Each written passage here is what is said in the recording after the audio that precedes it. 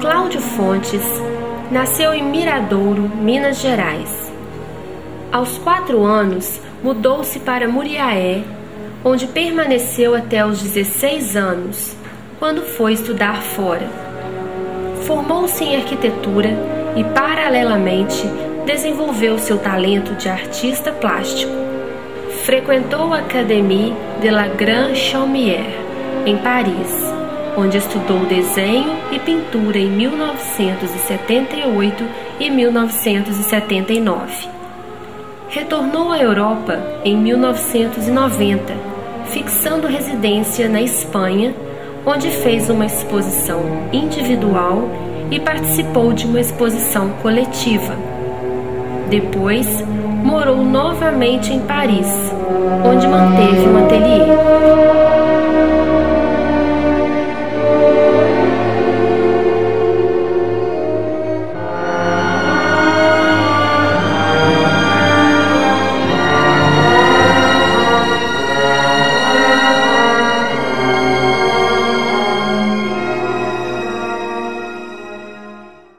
Cláudio, o nome da exposição Sagrado Feminino é um nome muito interessante e você escreveu um texto também sobre o Sagrado Feminino. Você pode falar mais um pouco sobre isso? Eu vou ler o texto que explica melhor e responde melhor a tua pergunta. O Sagrado Feminino é a energia da cura, da criatividade e da sabedoria da mulher, que sempre foi muito respeitado nas civilizações antigas pré-cristãs, como a suméria, a egípcia e a celta, sendo o princípio feminino reverenciado. Posteriormente, durante a Idade Média na Europa, essa energia foi temida e, consequentemente, reprimida pelos poderes religiosos da época. E acredita-se que 1 milhão de mulheres, aproximadamente, foram torturadas e mortas na fogueira pela Inquisição, pois ameaçavam os valores constituídos pela sua suposta heresia. O Sagrado Feminino foi declarado demoníaco e toda uma dimensão desapareceu significativamente da experiência humana. O papel da mulher foi reduzido a cuidar dos filhos e da propriedade masculina. Hoje em dia, o Sagrado Feminino está interiorizado e continua reprimido, fazendo parte do inconsciente coletivo da mulher. No entanto, agora as coisas estão mudando num ritmo muito veloz e aos poucos as mulheres estão se tornando mais conscientes do seu verdadeiro poder e papel no contexto social. Nesta exposição, eu faço uma homenagem à mulher, expressando através dos quadros das séries Três Graças e Nus a sua beleza, feminilidade, graça e independência, que são algumas das qualidades que compõem o Sagrado Feminino.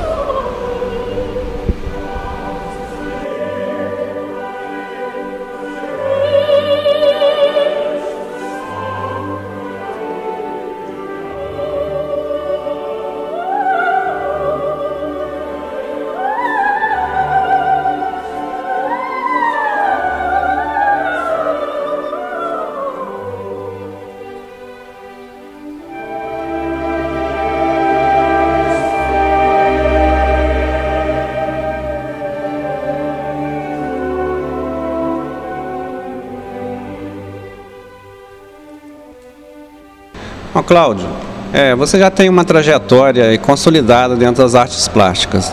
Conta pra gente como é que foi o começo da sua carreira. Bom, o meu talento, vamos dizer, a minha formação de pintor, ela começou quando eu estudava no ginásio. Eu estava aguardando lá uma aula particular, estava num bar, aguardando o início da aula, quando resolvi então desenhar um colega. E assim, sem mais nem menos. E a coisa, fiz um desenho, um perfil e ficou boa, ficou bom. Então eu percebi que havia algum talento, que eu comecei então a desenvolver quando, nas salas de aula, eu fazia caricatura de professores. E aí depois ingressei na arquitetura e tinha uma aula de desenho artístico. Aí a coisa explodiu realmente.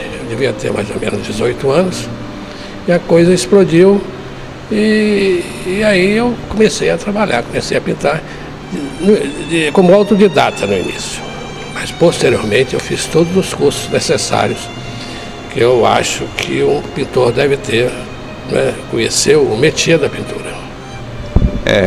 A arquitetura você cursou no Rio de Janeiro, não é isso?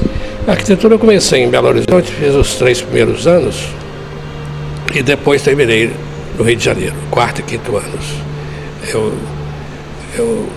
Terminei lá, depois fui para Brasília, exerci a profissão durante muitos anos e depois de estar em Brasília 6 anos, a pintura começou a me cobrar muito. Eu então retornei ao Rio de Janeiro, quando então iniciei todos os cursos que a cidade poderia me oferecer, indo mais tarde para a Europa para complementar esses cursos, não é? Em que estudei numa academia muito famosa em Paris, chamada Académie de la Grande Chaumière, por onde passaram grandes pintores franceses. E no Rio, quem foram os seus mestres? No Rio de Janeiro eu estudei com Lídio Bandeira de Melo, estudei com Aloysio Carvão, estudei com Frederico Moraes, estudei com José Assunção Souza, Anabela Geigel, ou Geigers, desculpe. E em Brasília tive também, enquanto ainda estava exercendo arquitetura em Brasília, tive um curso com o Rubem Valentim. Já na Europa, você teve a influência, logicamente, de muitos pintores, aquela quantidade de museus que você teve acesso lá, né? O que mais te impressionou logo que você chegou lá? Bom, eu inicialmente, quando eu comecei a admirar a pintura, quando a pintura começou, eu senti a minha sensibilidade para a pintura, eu sempre gostava da escola de Paris. A escola formada por Matisse, Picasso, Modigliani, não é? E os fauvistas, impressionistas, foram os que inicialmente me influenciaram bastante. E quando eu estive na Europa, eu não saía dos museus apaixonado que era pela pintura. A gente nota nos seus trabalhos, logicamente, um pouco de influência de cada um desses estilos, mas sempre com um toque muito pessoal.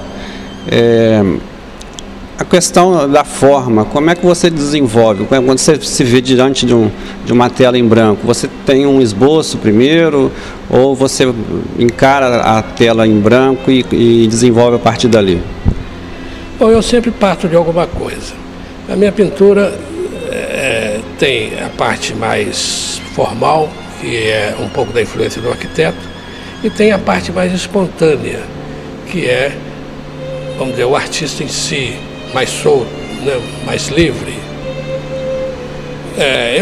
Para fazer essa série das 3 Graças, como são 3 mulheres, em que há um movimento, tem que ter um ritmo, eu estudo antecipadamente. Mas já a série das 2 mulheres, eu já tiro umas ideias, não rabisco nada antes e vou trabalhando espontaneamente, deixando a coisa acontecer e no fim ela se fecha. A série das 2 mulheres é um trabalho quase visceral, né? Você encara a tela e se joga completamente nela, né? Exatamente. Aí é a espontaneidade que comanda. Eu não penso, eu vou fazendo a coisa, o embasamento que eu tenho de conhecer um pouco, pelo menos, do métier da pintura, vai me guiando e as coisas vão acontecendo. Cláudio, vamos falar das 3 Graças. Quando foi o primeiro quadro da série 3 Graças que você fez? Bom, a série 3 Graças nasceu por influência da mitologia grega. As 3 Graças pertencem a essa mitologia e que traziam a paz, a alegria entre os deuses do Olimpo e os seres humanos.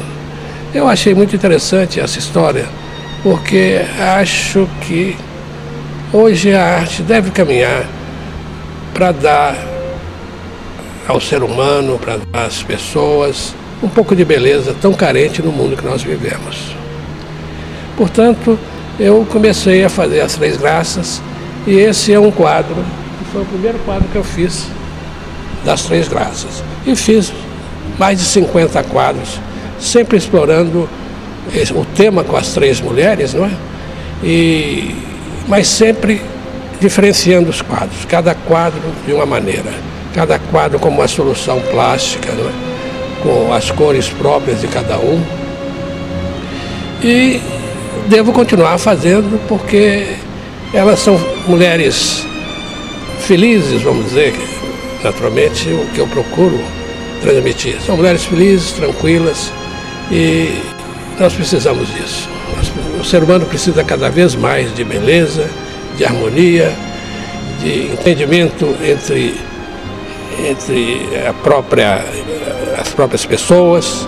Tudo isso hoje, nesse mundo louco que nós vivemos, nós temos que dar a nossa contribuição. Então a série Três Graças não está fechada? Não está fechada. Eu sempre procuro ver nas revistas, às vezes quando estou caminhando, ver as mulheres às vezes sentadas com aquelas pernas cruzadas, para ver se tem uma nova pose que eu possa explorar. A nova inspiração, a mulher sempre inspira o artista, né? A mulher sempre inspirou os artistas, principalmente na pintura do século XX, da Escola de Paris. Picasso, como pintou mulheres. Picasso, ele pintava exaustivamente as mulheres com as quais ele estava convivendo na época. Só da Dora Maar, ele fez 300 quadros. E muitos outros das outras pessoas com quem ele se casou, com quem ele vivia. A mulher realmente é uma inspiração pela sua graça, pela sua energia receptiva, não é? E pela sua beleza. O corpo da mulher é bonito. O Criador caprichou. Vamos falar agora então um pouco sobre as cores que você usa, como que você trabalha, contrapondo fundo, figura e usando a cor. A cor realmente possui uma química formidável, extraordinária. Eu não uso muitas cores nos meus quadros. Procuro usar as cores complementares. Uso muito o laranja e azul, ou então o amarelo e o violeta, misturando-as entre si. E nessa mistura criando, através da mistura com branco ou com preto, o que se chama meia tinta, que serve de fundo para realçar as cores mais vibrantes. De repente a cor vai pedindo, é interessante, porque para se pintar um quadro, quando você está criando algo, você entra num estado de criatividade. E a cor vai pedindo, você vai obedecendo essa intuição e a coisa vai acontecendo. Se não dá certo, você vai lá e corrige. A própria intuição também te diz, não é por aí, não está dando certo. Então, as cores possuem, conforme eu falei, uma química extraordinária. A mistura das cores entre si é de muita beleza. E essa beleza me guia. Quando eu vou misturando o azul com laranja, e põe um pouco de branco, um pouco de preto, e aí aquilo tudo, cada hora é de uma cor diferente, porque a mistura é ampla. E aí a coisa vai me guiando e eu vou fazendo e vou obedecendo.